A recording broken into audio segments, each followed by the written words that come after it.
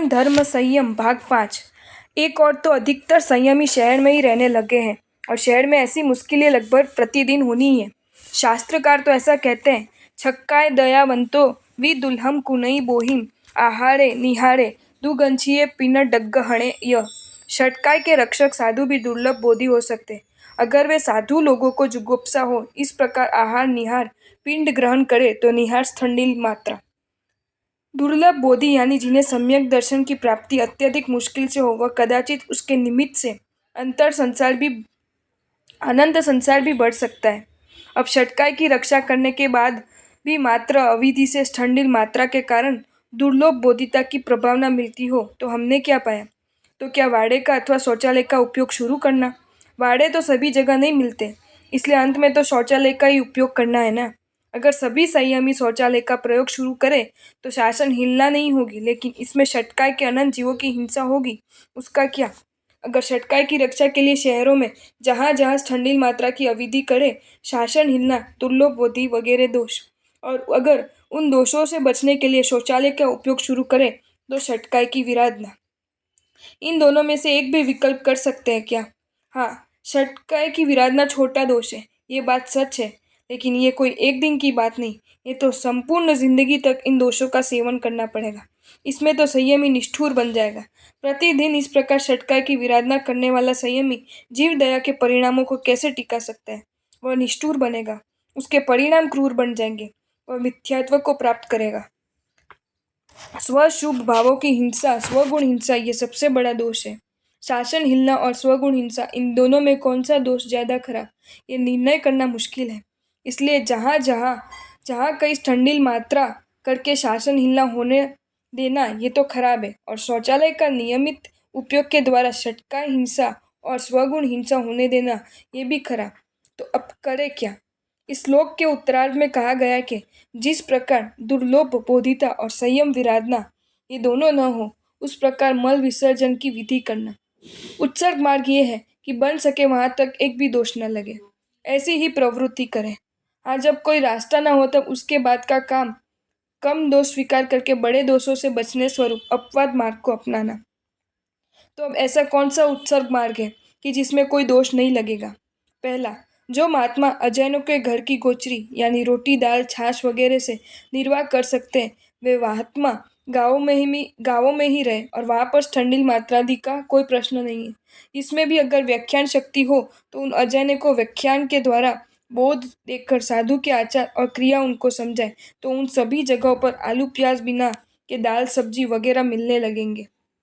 ये सब मिलने लगेंगे तो गोचरी की मुश्किल ही नहीं होगी। महसाणा के 5 से लीच नामक गांव में कुछ संयमी ने चातुर्मास किया। जैनों के 3-4 घर, फिर भी पूरा गांव जैनत्व में रंग गया। लगभग 1000-1500 लोग व्याख्यान सुनने आने लगे। लोग जैनों के अनुसार यानी साधु को जैसी गोचरी चाहिए उस प्रकार की निर्दोष गोचरी मिलने लगी। अजैन गांवों में दूसरा रहना मुश्किल हो तो 50-100 घर वाले जैन वाले गांवों में भी रह सकते हैं, वे भी कम नहीं है। ऐसी संख्या वाले गांव भी मिल जाते हैं। ऐसे गांवों में भी गोचरी पानी की व्यवस्था मिल सकती है और निर्दोष ठंडिल भूमि भी मिल जाती है। धर्मोपदेश दे तो जैन जैनेतर लोग भी भक्ति वाले बनेंगे। व्याख्यान में 1000-1200 लोगों को एकत्र कर सके ऐसे प्रभावक शहरों में रहे वह तो फिर भी ठीक है। दूसरे मुनि अगर गांवों में रहे तो वो ज्यादा ठीक रहेगा। ऊपर की दोनों बातें सच्ची होने पर भी भाग्य से ही कोई उसको स्वीकारेंगे। अधिकतर 1 या 2 कारण से भी सभी शहर में जाने के लिए तत्पर रहते हैं। अब उसके ऊपर विचार करते हैं। आज भी अगर सूरत, पुणे, बंबई, अहमदाबाद जैसे मुख्य शहरों में 1 या 1.5 किलोमीटर दूर ठंडिल जाने की तैयारी हो तो लगभग सभी जगह व्यवस्था मिल सकती है, लेकिन उसके लिए 2-3 किलोमीटर चलना, इतना समय इस संयम के पालने के लिए निकालना पड़ेगा। तपती गर्मी में दोपहर को ठंडिल जाना पड़े और रास्ते पर पाँव भी नहीं रख सके, उतनी गर्मी, ऊपर से सूर्य की तपन, ऐसी गर्मी सहन करनी बहुत मुश्किल होती है। उस समय गांवों में सादे कपड़े बांधकर या उस प्रकार के उपकरण के सिर पर कंबल ओढ़कर जाने से कम दोष लगता है। ये उपाय साध्वियों के लिए नहीं हो सकता, क्योंकि इतनी दूर अनजान जगह में जाना उनके शील रक्षा में हानि का कारण हो सकता है। ये 3 उपाय ऐसे हैं कि इसमें दुर्लभ बोधिता आदि दोष भी नहीं लगते और संयम विराधनादि दोष भी नहीं लगते। इनमें से कोई भी उपाय कर सकते हैं। फिर भी अगर ये उपाय संभव न हो तो अंत में कुछ संयम विराधना स्वीकार करके भी शासन हिलना को रोकना। वह इस प्रकार, अगर वाड़े की व्यवस्था मिले तो वाड़े में स्तन हिल जाए, और भंगी साफ करे इसमें वो भंगी संडास में डालने की विराधना करे तो भी शासन हिलना आदि दोष नहीं होंगे। अगर बाहर समीप में ही ऐसा स्थान मिल जाए जहाँ एकदम सुबह ठंडिल पलट कर आए तो कोई नहीं देखे, और बाद में भी इस विषय पर कोई मुश्किल न हो तो पूरे दिन जब कभी भी ठंडिल जाना पड़े तो प्याले में जाकर प्याला एक जगह रख दे और प्रातःकाल में जल्दी से पलट कर आ जाए। प्याले में राख या परिठा वाणिया के कपड़े आदि का उपयोग करना, लेकिन ये याद रखे कि परठवने के समय कोई देखने वाला नहीं होना चाहिए। यानी परठवने के समय या बाद में भी कोई भी देखने वाला नहीं होना चाहिए। संक्षेप में इतना ही है कि साधु ने ये परठा है ऐसी खबर पहले या परटने के बाद नहीं हो, ऐसा स्थान हो तो उस स्थान पर परठवना। अब इसमें प्याला एक जगह रखते हैं यानी ज़्यादा समय तक पड़ा रहे तो उसमें सम्मूढ़ छीम की विराधना होती है। अंधेरे में परटना जाना वह दोष भी लगता है, लेकिन शासन हिलना आदि बड़े दोषों से बच सकते हैं। ये उपाय आदरणीय है। एक उपाय है शौचालय का उपयोग करना, लेकिन इसमें मात्र षटका हिंसा ही नहीं बल्कि साथ में निष्ठुरता भी आने की संपूर्ण संभावना है।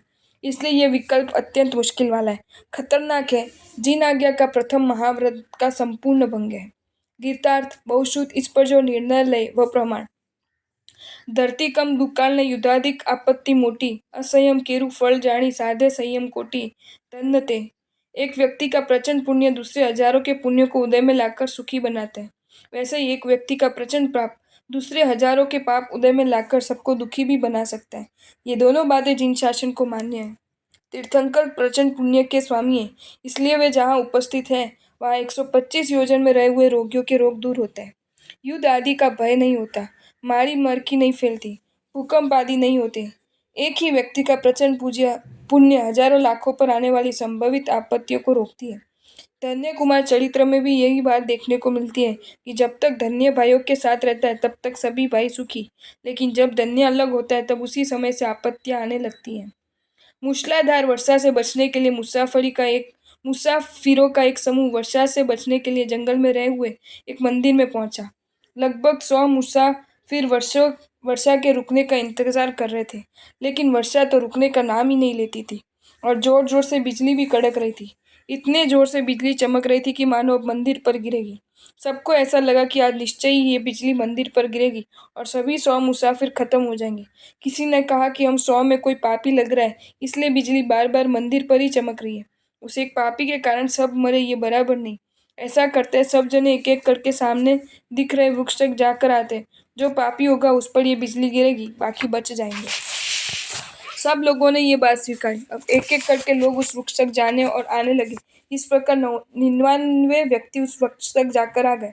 सबको लगा कि ये जो 100वां व्यक्ति है यही व्यक्ति पापी है और वह मुसाफिर कांपने लगा। उसे स्पष्ट नजर आ रहा था कि अब उसकी मृत्यु निश्चित है। वह उस वृक्ष तक जाने के लिए तैयार नहीं हो रहा था, लेकिन उन 99 मुसाफिर ने धक्के देकर उसको वहां से भेजा। वह जैसे ही उन धक्कों के कारण मंदिर से दूर गया वैसे ही बिजली गिर पड़ी, लेकिन उस व्यक्ति पर नहीं बल्कि उस मंदिर पर गिरी जिसमें 99 मुसाफिर रुके हुए थे। 99 मुसाफिर जलकर राख बन गए, सिर्फ वह एक व्यक्ति बचा। वास्तविकता ये थी कि 99 के पाप के कारण बिजली मंदिर के ऊपर मंडरा रही थी, सिर्फ उस एक व्यक्ति के पुण्य के कारण बिजली मंदिर पर गिर नहीं रही थी। जैसे ही वह व्यक्ति बाहर गया कि तुरंत ही उसका पुण्य उन 99 तक नहीं पहुंच रहा था, तो बिजली ने 99 को मार गिराया।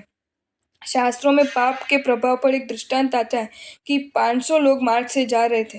उमस की गर्मी परेशान कर रही थी। ऊपर बादल तो थे लेकिन बरस नहीं रहे थे। अब किसी कारण से वे 500 लोग 250-250 के भाग में अलग जा रहे थे। एक 250 लोगों का ग्रुप आगे चल रहा था, उसके ऊपर बादल बरस रहे थे। उससे कुछ ही दूर दूसरा 250 का ग्रुप चल रहा था, लेकिन बादल बरस नहीं रहे थे। अब जिनके ऊपर वर्षा नहीं हो रही थी उन्होंने वापस दो ग्रुप बनाए। 125 के कुछ आगे 125 का ग्रुप उस पर वर्षा हो रही थी, लेकिन दूसरे 125 पर नहीं। इस प्रकार अलग अलग ग्रुप करते करते और बाकी के 499 पर वर्षा हो रही थी। सबको मालूम पड़ा कि एक व्यक्ति जिस पर वर्षा नहीं हो रही थी वह अकेला पापी है, जिसके कारण 499 भी हैरान हो गए थे। सार यह है कि प्रचंड पुण्य की और प्रचंड पाप की गहरी असर दूसरों पर भी पड़ती है। अब सब जानते हैं कि प्रचंड पुण्य बंध का सर्वोत्कृष्ट कारण अगर कोई है तो वह शुभ भाग पूर्वक की गई उच्च कोटि की संयम आराधना। अपनुर्बंधक से सम्यक्त्वी, सम्यक्त्व से देश वृत्ति दर और देश वृत्ति दर से भी सर्व वृत्ति दर के परिणाम ज्यादा निर्मल है। वे जो भी शुभ प्रकृति बांधेंगे उनका रस भी उत्तर अनंत घोर बनता है। और सम्यक्त्व के बाद बांधने वाले कोई भी कर्मों की बाधा मात्र अंतर्मुहूर्त की ही होती है। यानी संयमी जितनी उत्कृष्ट संयम आराधना करता है उतना ज्यादा उत्कृष्ट पुण्य कर्म बांधता है। वह जल्दी उदय में आता है और उसके द्वारा उसे तो लाभ होता है, साथ में उस प्रचंड पुण्य के प्रभाव से आसपास के क्षेत्र में रहे हुए जीवों के पुण्य भी खींचे चले जाते हैं और आने वाली बड़ी विपत्तियां पहले से ही बिखर जाती है। महामहोपाध्याय जी ने तीर्थंकर भगवंतों की अतिशय आदि रूपक समृद्धि के वर्णन के बाद वैराग्य कल्पलता ग्रंथ में कहा है कि इयम समृद्धि सकला समाधि प्रभाव जनयति जिन आगम गे अत्रैव कार्य सुदृढ़ प्रयत्नो वैराग्य सर्वस्वमिदं विदन्ति। जिन आगमों के ज्ञाता कहते हैं कि ये संपूर्ण तीर्थंकर समृद्धि समाधि के प्रभाव से प्रकटी है, इसलिए उस समाधि भाव में ही अत्यंत दृढ़ता से प्रयत्न करना, क्योंकि यही वैराग्य भाव का सर्वस्व है। जो सर्ववृत्तिधर उच्च कोटि के समाधि भाव का स्पर्श करते हैं, राग द्वेष के चक्कर से अलग हटकर आत्मा गुणों की मस्ती में रहते हैं, वे महात्मा अजब गजब का पुण्य बांधते हैं और उसके प्रताप से अद्वितीय कोटि की समृद्धि प्राप्त करते हैं। आपको ये वीडियो अच्छा लगा हो तो इसे लाइक करें और शेयर करें और ऐसे ही नए नए वीडियोज़ देखने के लिए सब्सक्राइब करें हमारी channel Jain facts and stories को।